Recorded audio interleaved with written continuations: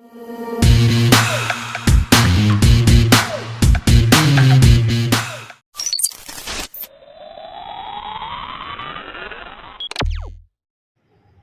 Friends, எல்லோரும் எப்படி இருக்கீங்க? நல்லா இருக்கீங்க? வீடியோ பார்க்கறதுக்கு முன்னாடி நம்ம சேனலை சப்ஸ்கிரைப் பண்ணுங்கள் ஃப்ரெண்ட்ஸ். அப்படியே பக்கத்தில் இருக்க பெல் ஐக்கானை கிளிக் பண்ணுங்கள். சிறுதானியத்தை வச்சு ராகி பணியாரம் எப்படி செய்யலான்னு பார்க்கலாம். இப்போ பணியாரத்துக்காக மாவு மிக்ஸ் பண்ணி எடுத்துக்கலாம். அதுக்காக பவுலில் ராகி மாவு 1 கிளாஸ் சேர்த்துக்கலாங்க. 1 கிளாஸ் ராகி மாவுக்கு 3/4 கிளாஸ் சீனி சேர்த்துக்கலாங்க.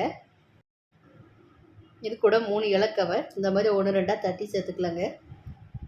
பணியாரத்தில் இனிப்பு நல்லா எடுத்து கொடுக்கறதுக்காக கொஞ்சமாக உப்பு சேர்த்துக்கலாம். பணியாரம் நல்லா புசு புசுன்னு வர்றதுக்காக ஒரு 1/4 டீஸ்பூன் போல் சோடா சேர்த்துக்கோங்க. இப்போ திருவி வச்சுருக்க தேங்காய் துருவலை 1 கப்பு சேர்த்துக்கலாம். இப்போ இதெல்லாம் நல்லா மிக்ஸ் பண்ணதுக்காக காய்ச்சி ஆற வச்ச பாலை ஒரு 1/2 கிளாஸ் சேர்த்துக்கோங்க. கூடயே கொஞ்சமாக தண்ணி, பணியாரம் ஊற்றுற அளவுக்கு மாவு நல்லா கலந்துக்கோங்க. தண்ணி தேவைப்பட்டால் கூட கொஞ்சம் சேர்த்து அதுக்கு தக்கன கலந்துக்கோங்க மாவை. நான் இந்த பணியாரத்தில் சீனி சேர்த்து செஞ்சுருக்கிறேன். உங்களுக்கு சீனி சேர்க்க விருப்பம் இல்லைன்னா நாட்டு சர்க்கரையோ இல்லைன்னா மண்டவளமோ சேர்த்துக்கோங்க. இந்த மாதிரி பணியாரம் ஊற்றுற அளவுக்கு நல்லா திக்கான மாவாக கலந்து எடுத்துக்கோங்க.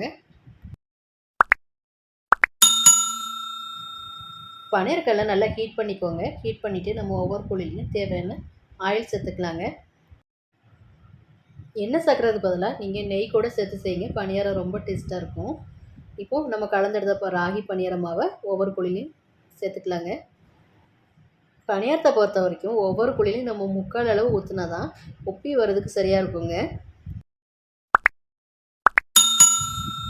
இப்போ நம்ம எல்லா குழிலையும் பணியாரம் ஊற்றியாச்சுங்க. ஒரு சைடு வந்த உடனே பணியாரம் குச்சி வச்சு மறு சைடு திருப்பி கொடுத்துக்கலாங்க. இந்த ராகி பணியாரம் உடலுக்கு அவ்வளோ ஒரு ஹெல்த்தியான ரெசிபிங்க.